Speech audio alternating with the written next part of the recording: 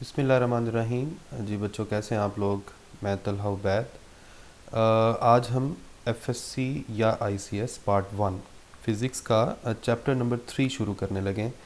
और ये online classes जो चल रही हैं उनसे मुताल्लिक़ है, और इसमें स्मार्ट सिलेबस के मुताबिक हम अपने टॉपिक्स को कवर करेंगे। चैप्टर 3 में सबसे पहला जो हमारा टॉपिक है वो है review of equations of uniformly accelerated motion. तो चलें अपने लेक्चर को शुरू करते हैं।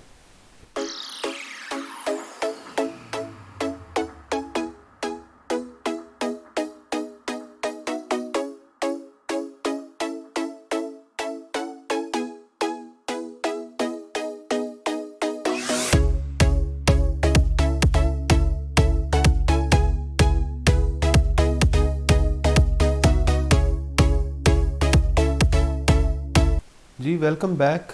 तो चलें अपने बोर्ड की तरफ बढ़ते हैं।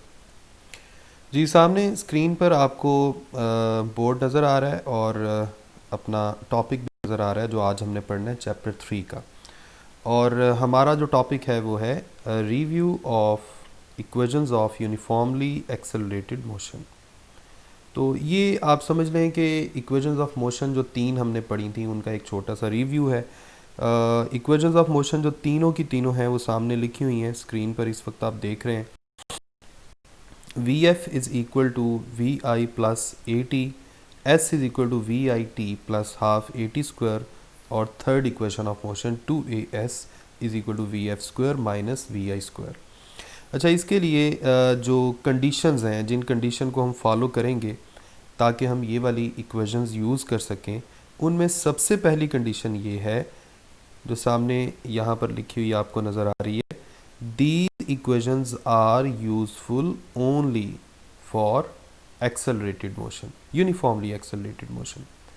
यानी अगर ऑब्जेक्ट के अंदर पैदा होने वाला जो एक्सेलरेशन है, ये इधर आप देख रहे हैं, यूनिफॉर्म नहीं है, तो फिर आप ये वाली इक्वेशंस ऑफ मोशन जो है वो यूज़ नहीं कर सकते। ठीक है, क्योंकि इन इक्वेशंस को डेराइव करने के लिए, अगर आप स्कूल क्लासेस में आपको याद है तो आपको याद होगा कि हमने इन इक्वेशंस को डेराइव करने के लिए एक्सेलरेशन को यूनिफॉर्म कंसिडर किया था। इसके अलावा इन इक्वेशंस को यूज़ करते हुए अगर आप गौर करें तो हम इनके ऊपर जो वेक्टर हैं उनको एज अ स्केलर भी ट्रीट कर सकते हैं। और ये बात भी याद रखें कि ये इक्वेशंस जो हैं ये सिर्फ स्ट्रेट लाइन के लिए वैलिड है, यानी वन डायमेंशनल केस। अगर केस वन डायमेंशनल नहीं है तो आप इन इक्वेशंस को यूज़ नहीं कर सकते। ठीक है, अब वन डायमेंशनल केस में हम वेक्टर्स को स्केलर के तौर पे भी जाहिर कर सकते हैं, सिर्फ एक चीज़ का ध्यान रखते हुए। और वो चीज़ क्या है? वो चीज़ ये है कि अगर इनिशियल वेलोसिटी की डायरेक्शन आपको याद हो या पता आप लगा लें तो उसको पॉजिटिव साइन असाइन कर देंगे, और हर ऐसा वेक्टर जो इनिशियल वेलोसिटी के अलोंग है उसके साथ पॉजिटिव साइन, और हर ऐसा वेक्टर जो इनिशियल वेलोसिटी के अपोजिट है उसके साथ आप नेगेटिव साइन यूज़ कर देंगे। बस ये छोटी सी तब्दीली आपने करनी है और सारी की सारी इक्वेशंस ऑफ मोशंस को हम इस्तेमाल कर सकते हैं। तो 3 मैंने आपको पॉइंट्स बताए हैं, first equation, second equation, third equation. इनके लिए सबसे पहला पॉइंट क्या है कि हमारी जो मोशन है वो यूनिफॉर्म एक्सेलरेशन वाली होनी चाहिए।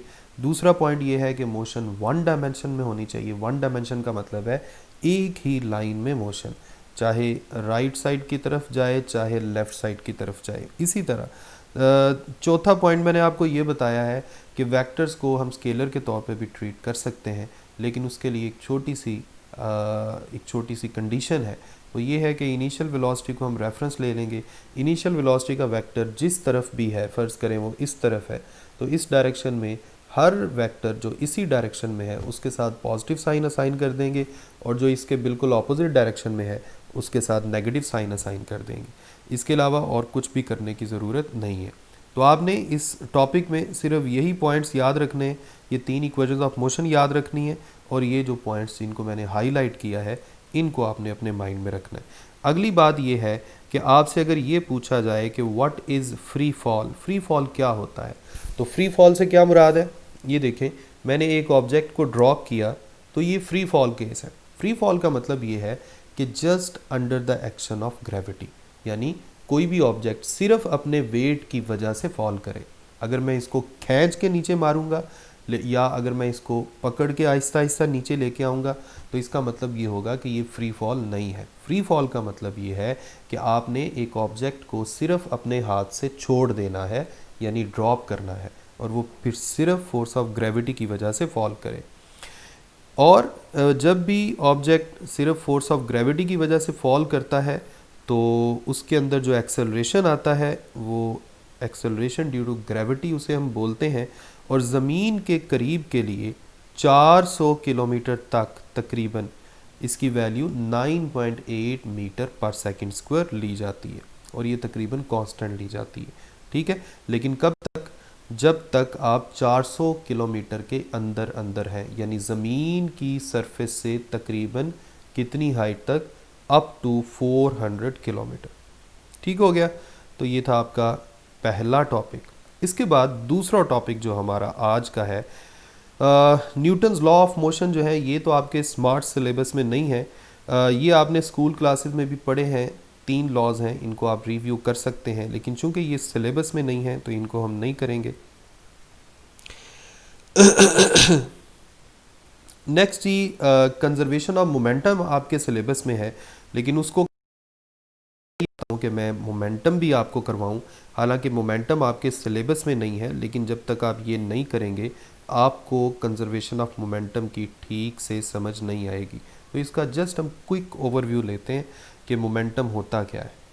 अगर आपसे कोई ये पूछे कि मोमेंटम क्या है, तो एक बात याद रखें, आपने उसको बताना है कि मोमेंटम जो है ये एक मूविंग बॉडी की प्रॉपर्टी है, यानी हर मूविंग बॉडी जो है उसके अंदर मोमेंटम होता है। अगर कोई बॉडी रेस्ट पर है यानी वो मूव नहीं कर रहा, तो इसका मतलब है उसका कोई मोमेंटम नहीं है, यानी momentum is just a property of moving object. दूसरी बात ये है कि अगर कोई आपसे ये पूछे कि मूविंग बॉडी के अंदर कैसे पता लगाएंगे कि उसका मोमेंटम कितना है, तो आप उसको ये बोलें कि मूविंग बॉडी को रोकने की कोशिश करें। आपको जितनी ज़्यादा डिफ़िकल्टी पेश आएगी, समझें उतना ही ज़्यादा उसका मोमेंटम है। यहाँ पर ये आपको 2-3 डेफिनेशंस नज़र आ रही हैं। क्वांटिटी ऑफ मोशन एक इस तरह भी डिफ़ाइन कर सकते हैं, और दूसरा ये भी, it is the property of moving object which tells us how easy और difficult to stop that body. ठीक हो गया, the product of mass and velocity of an object. Okay, इसके बाद इसका मैथमेटिकल फार्मूला यहाँ सामने लिखा हुआ नज़र आ रहा है। मोमेंटम जो है ये वेक्टर क्वांटिटी है। इसके अलावा मोमेंटम जो है फार्मूला के मुताबिक भी नज़र आ रहा है, 2 चीज़ों पर डिपेंड कर रहा है, मास पर और वेलोसिटी पर। ये कैसे पता चलेगा कि किसी ऑब्जेक्ट का मोमेंटम ज़्यादा है या कम है? देखें, फ़र्ज़ करें एक है आपके पास इतनी बड़ी सी बस, ये इसके व्हील बना देते हैं, ये है आपके पास बस, ये जा रही है, इसकी वेलोसिटी है 10 मीटर पर सेकंड। इसी तरह एक आपके पास है साइकिल, और ये भी जा रहा है, ये फ़र्ज़ करें साइकिल बन नहीं गया, फ़र्ज़ करें बन गया, ये भी 10 मीटर पर सेकंड से जा रहा है। अब देखें, दोनों की स्पीड हमने सेम कंसिडर की है। आप मुझे ये बताएं इनमें से किसको रोकना ज़्यादा मुश्किल होगा? जाहिर बात है इसको रोकना ज़्यादा मुश्किल होगा। किसको? बस को रोकना ज़्यादा मुश्किल होगा। क्यों? क्योंकि बस का मास ज़्यादा है। इसका मतलब है रोकने में जो डिफ़िकल्टी है यानी मोमेंटम, वो मास पर डिपेंड कर रहा है। इसी तरह अगर आप दोनों ऑब्जेक्ट एक ही जैसे कंसिडर करें, फ़र्ज़ करें ये भी बस है और ये भी बस है, दोनों जो हैं उनका मास सेम है, लेकिन उनकी वेलोसिटी में फ़र्क है। एक की वेलोसिटी है 10 और दूसरी की है 100। तो ज़ाहिर बात है अब किसको रोकना ज़्यादा मुश्किल होगा? जिसकी वेलोसिटी ज़्यादा होगी, इसको रोकना ज़्यादा मुश्किल है, मोर डिफ़िकल्ट। ठीक हो गया। इसका मतलब ये हुआ कि मोमेंटम 2 डिपेंड कर रहा है, एक मास पर और दूसरा वेलोसिटी पर। इसीलिए जब आप सामने देखते हैं मोमेंटम की डेफिनीशन, तो मोमेंटम की जो डेफिनीशन है वो फार्मूला की शक्ल में आपके सामने है कि मोमेंटम दो चीज़ों पर डिपेंड कर रहा है, मास पर और वेलोसिटी पर। ये एक वेक्टर क्वांटिटी है, इसकी डायरेक्शन जो है उसी तरफ होगी, ज़ाहिर बात है जिस तरफ वेलोसिटी की डायरेक्शन है, क्योंकि वेलोसिटी वेक्टर है, उसको आप स्केलर से मल्टीप्लाई कर रहे हैं तो जो आंसर में वेक्टर आएगा उसकी वही डायरेक्शन होगी। ओके, इसके यूनिट्स क्या होंगे आप गौर करें। मास का यूनिट होता है किलोग्राम, वेलोसिटी का मीटर पर सेकंड। तो अगर आप इसको सेकंड से मल्टीप्लाई और डिवाइड कर दें, ये वाला सेकंड ऊपर चला जाएगा, ये बन जाएगा किलोग्राम मीटर पर सेकंड स्क्वायर, ऊपर वाला सेकंड वैसे का वैसा, ये बन जाएगा न्यूटन। तो आपके पास न्यूटन सेकंड आ गया। इसका मतलब है मोमेंटम के यूनिट को हम न्यूटन सेकंड भी कह सकते हैं। इसी तरह जब आप बेस यूनिट्स की फॉर्म में किसी भी वैल्यू को लिखते हैं तो उसको डायमेंशन की शक्ल भी दी जा सकती है। चैप्टर 1 में ये आप पढ़ेंगे कि किलोग्राम मास का यूनिट है, उसकी जगह कैपिटल एम डायमेंशन आ गई। मीटर लेंथ का यूनिट है, उसकी जगह कैपिटल एल डायमेंशन आ गई। सेकंड टाइम का यूनिट है, उसकी जगह कैपिटल टी डायमेंशन आ गई। क्योंकि सेकंड डिवाइड हो रहा था इसलिए यहाँ पर टी की पावर -1 है। ठीक है, इसके बाद ये दूसरा आपका जो टॉपिक है ये भी सिलेबस में मेंशन नहीं है, लेकिन मैं ये भी चाहता हूँ कि आप करें, क्योंकि ये भी आप करेंगे तो फिर ही आपको इम्पल्स की समझ आएगी। ठीक हो गया। तो अभी तक आपने सिर्फ क्या किया, मोमेंटम की डेफिनीशन, मोमेंटम का फॉर्मूला, मोमेंटम वेक्टर है या स्केलर है, ये वेक्टर है, फिर आपने इसके यूनिट किए, इसकी डायरेक्शन की, इसके डायमेंशंस किए। अब है relation between force and momentum या Newton second law in terms of momentum.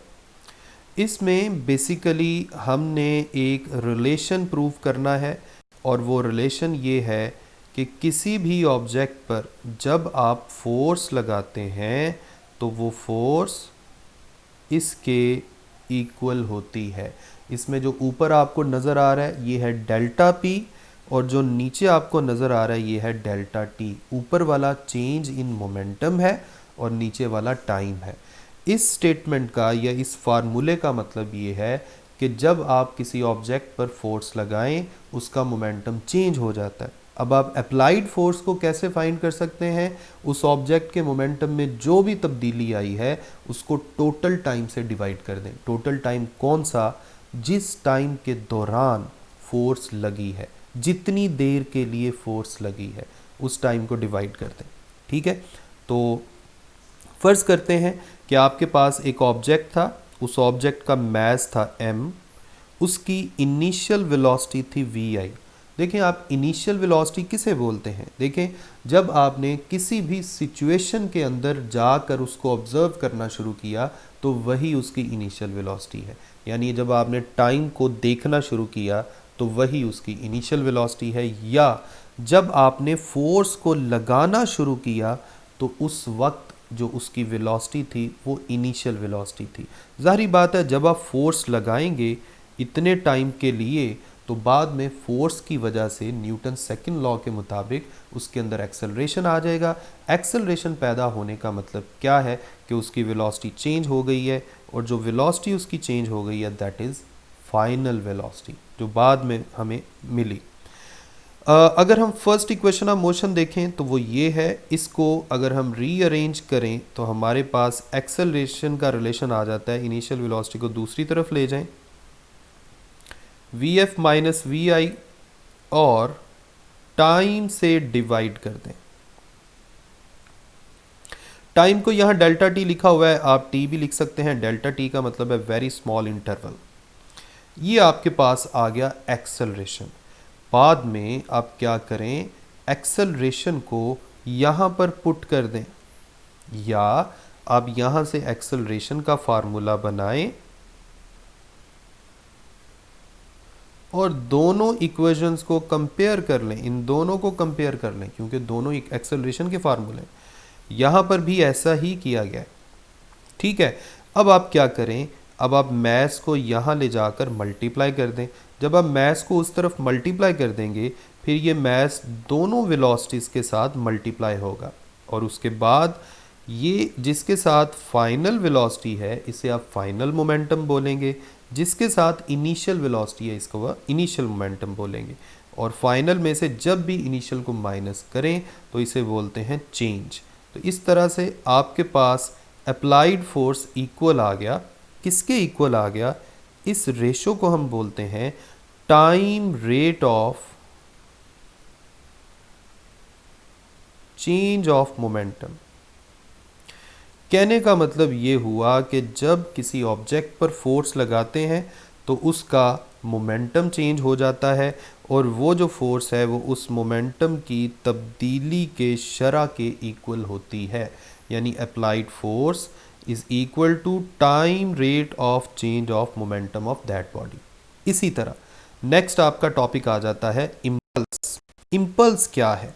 देखें, मैं दो ऑब्जेक्ट्स को, ये देखें मेरे पास एक चार्जर है, मैंने ये जो स्टाइलस है इसको मैंने ज़ोर से इसके साथ स्ट्राइक किया थोड़ी देर के लिए। तो थोड़ी देर के लिए ये जो सडन फोर्स लगती है इस फोर्स को बोलते हैं इम्पल्सिव फोर्स, और इस फोर्स को उस टाइम ड्यूरेशन के साथ अगर मल्टीप्लाई कर दिया जाए, जितने टाइम के लिए ये दो ऑब्जेक्ट्स एक दूसरे के साथ इन कांटेक्ट रहे, तो फिर इस प्रोडक्ट को क्या बोलेंगे? इम्पल्स। ये देखें, गौर से बात को समझने की कोशिश करें। When sudden force acts on a body for very short time, then the product of that force and time is called impulse। और ये भी बात याद रखें, इम्पल्स को कैपिटल आई से जाहिर करते हैं, और ये भी एक वेक्टर क्वांटिटी है। ठीक है, देखें हमने बोला कि product of force and time is called impulse. तो इस तरह से फोर्स वेक्टर क्वांटिटी है, टाइम स्केलर क्वांटिटी है, तो जब फोर्स को स्केलर से मल्टीप्लाई कर रहे हैं तो जो आंसर है वो वेक्टर ही आएगा। अब ये हम जानते हैं, अभी थोड़ी देर पहले हम करके आए हैं, applied force is equal to rate of change of momentum. अब टाइम को उस तरफ ले जाएं, जब टाइम को उस तरफ ले जाएंगे तो ये जो प्रोडक्ट है इसे हम बोलेंगे इम्पल्स, और राइट हैंड साइड पे जो आपको नज़र आ रहा है ये है चेंज इन मोमेंटम। तो अगर आप सिर्फ इम्पल्स की बात करें तो इम्पल्स किसके इक्वल है? Impulse is equal to change in momentum. लेकिन ये बात याद रखें, ये मोमेंटम में जो तब्दीली है ये कैसी होनी चाहिए? वेरी सडन, सडन चेंज होना चाहिए। ठीक है, इसके यूनिट क्या बनते हैं?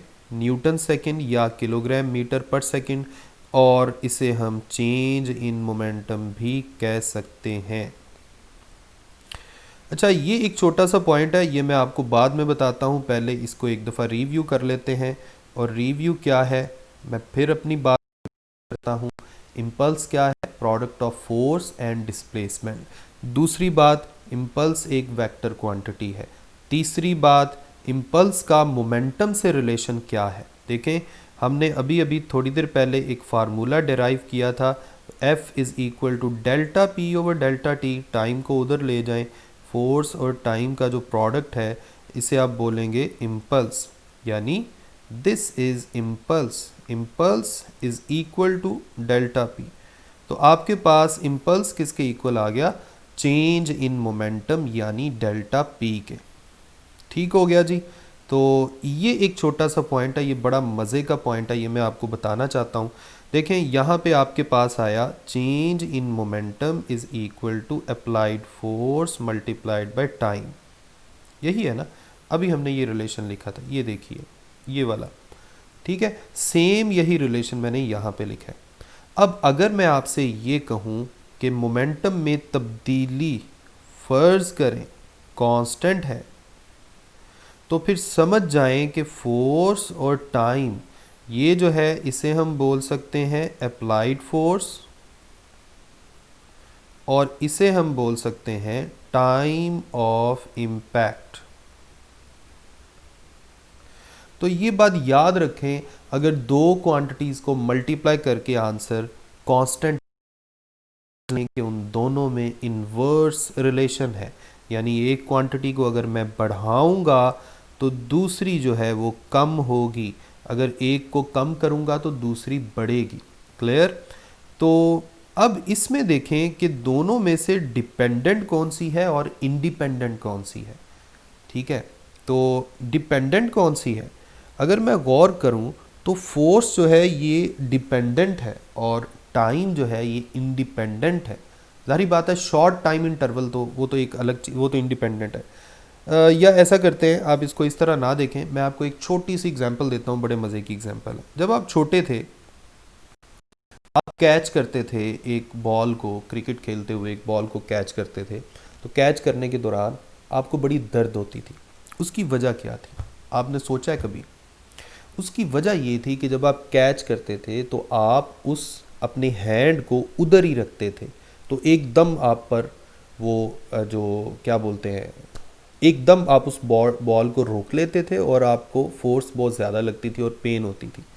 लेकिन अगर हम उस बॉल को कैच करते करते अपने हाथ को उस बॉल की डायरेक्शन में मूव करें थोड़ा सा, यानी बॉल को रोकने में थोड़ा सा टाइम दें, यानी कहने का मतलब क्या है कि टाइम ऑफ इम्पैक्ट को बढ़ाएं, तो ऑटोमेटिकली अप्लाइड फोर्स कम लगेगी, इसीलिए पेन भी कम होगी।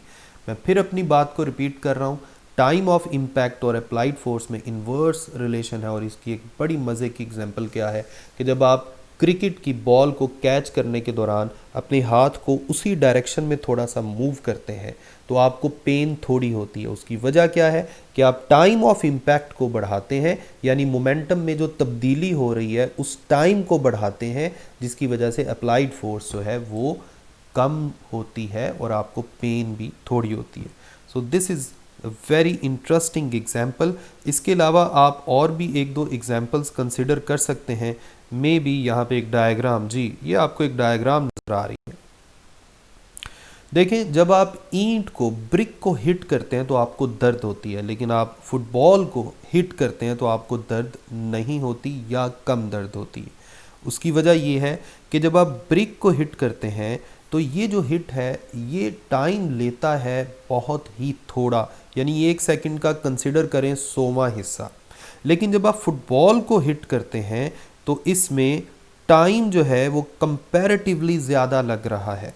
ये टाइम जो है ये स्मॉलर टाइम है और ये वाला टाइम कंपैरेटिवली लार्जर टाइम है। तो जैसे मैंने आपको पहले बताया कि टाइम ऑफ इम्पैक्ट अगर बढ़ेगा तो अप्लाइड फोर्स इस रिलेशन के मुताबिक, टाइम ऑफ इम्पैक्ट बढ़ेगा तो अप्लाइड फोर्स कम होगी। क्लियर? बात समझ आ गई आपको? मैं उम्मीद करता हूँ कि आपको इसमें सारी बातें क्लियर हो गई हैं। अच्छा जी, कंजर्वेशन ऑफ मोमेंटम जो है वो हम नेक्स्ट लेक्चर में देखेंगे। मैं आपको एक नज़र ये चाहता हूँ जो हमने आज किया है। मैं शुरू से आता हूँ जी। शुरू में हमने पढ़ा था review of equations of uniformly accelerated motion. ठीक हो गया? इसमें था आपके पास ये, इसको मैं जूम कर, आप स्क्रीनशॉट ले सकें अगर चाहें तो। उसके बाद था जी मोमेंटम। मोमेंटम जो है पहले आप इसका स्क्रीनशॉट ले लें, उसके बाद आप ये जो मैंने एक छोटी सी, उसके बाद है जी आपके पास ये, और उसके बाद ये, फिर ये एग्जांपल अभी मैंने इम्पल्स में आपको करवाई है। ये आपका था इम्पल्स और ये आपका एंड हो गया। जी बच्चों, मैं उम्मीद करता हूँ कि आपको आज के लेक्चर में सारी बातें क्लियर हो गई होंगी। नेक्स्ट वीडियो तक अपना ख्याल रखें। ये सारा जो लेसन है इसको अच्छे से प्रिपेयर कर लें। मुझे अपनी दुआ में याद रखें। अल्लाह हाफिज़।